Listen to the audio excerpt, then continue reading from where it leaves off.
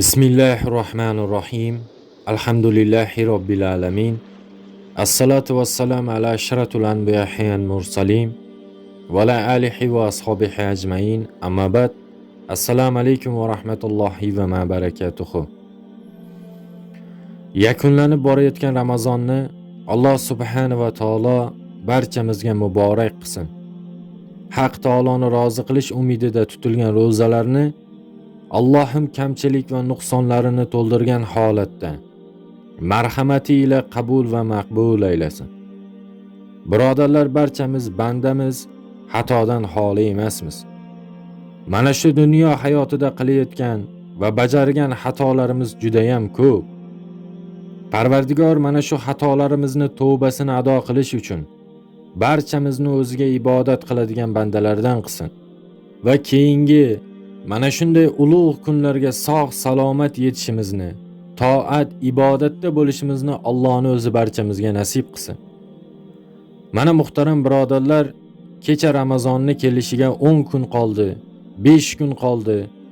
Ramazon muborak bo'lsin deb turgan bo'lsak, bugun ming afsuski Ramazonni chiqishiga sanoqli kunlar qoldi. Mana shunday vaqtni tez o'tib ketishligi qiyomatni alomatlaridan bittasi ekan.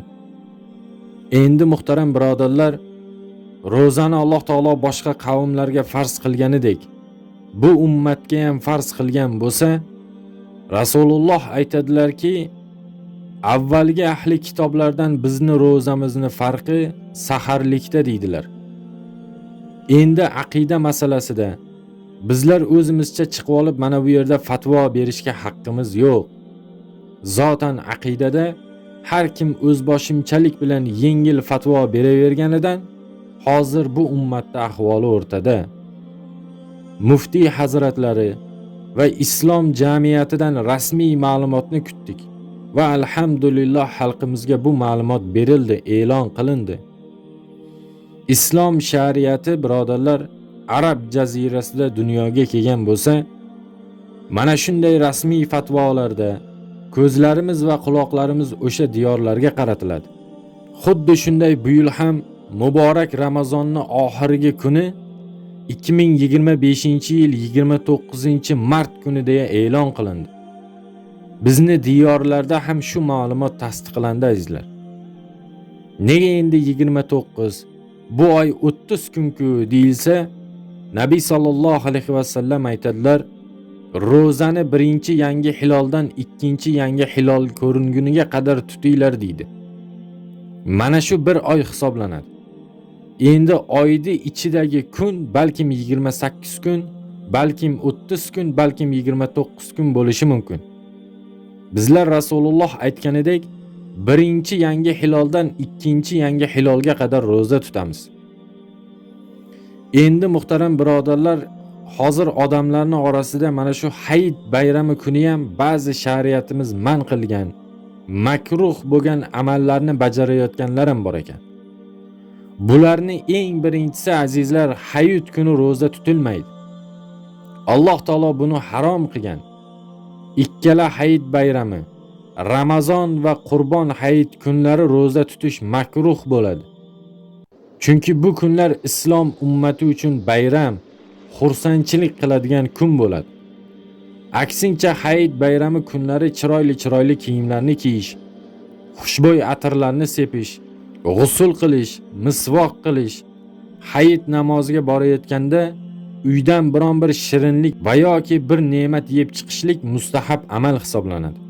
Hayit bayrami kuni muhtaram birodarlar, ikkita musulmon bir-biri bilan arazlab o'tirishligi mumkin emas. Tezda yarashib olib, bir-birini ko'nglini ko'tarishi kerak. Hayit kunlari fitr, sadaqa, ehsonlarni ko'paytirish kerak. Hayit kunlari do'sti birodarlar, tanish bilish, oshna og'ayni, qavmi qarindosh, yoshi katta keksalarni, shifo so'rab yotganlarni borib ziyorat qilishlik, ularni ko'nglini ko'tarib, xursand qilishlik savobni kengaytiradigan amallardan hisoblanadi. Endi payg'ambar alayhissalom Hayit namoziga bitta yo'l bilan borsalar, qaytayotganda yana boshqa yo'l bilan qaytib kelgan ekanlar. Imom Buxoriy, Imom Termiziy, Abu Dovud rivoyati. Xuddi mana shunday masjidga uyi yaqin bo'lgan birodarlarimiz yayov yurib borishligi nur ustiga a'lo nur bo'ladi.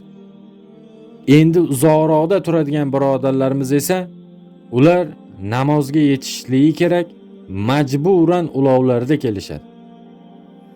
Alloh subhanahu va taolo barchamizga ulug' Ramazon oylarini, kirib kelayotgan hayit ayyomlarini muborak qilsin. Tinchlik, tan sihatlik, sog' salomatlikda bu yilgi hayit namozlarimizni ham ado qilib olishligimizni Allohning o'zi barchamizga nasib qilsin birodarlar.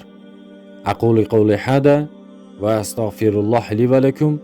Assalomu alaykum va rahmatullohi ta'ala va barakatuh.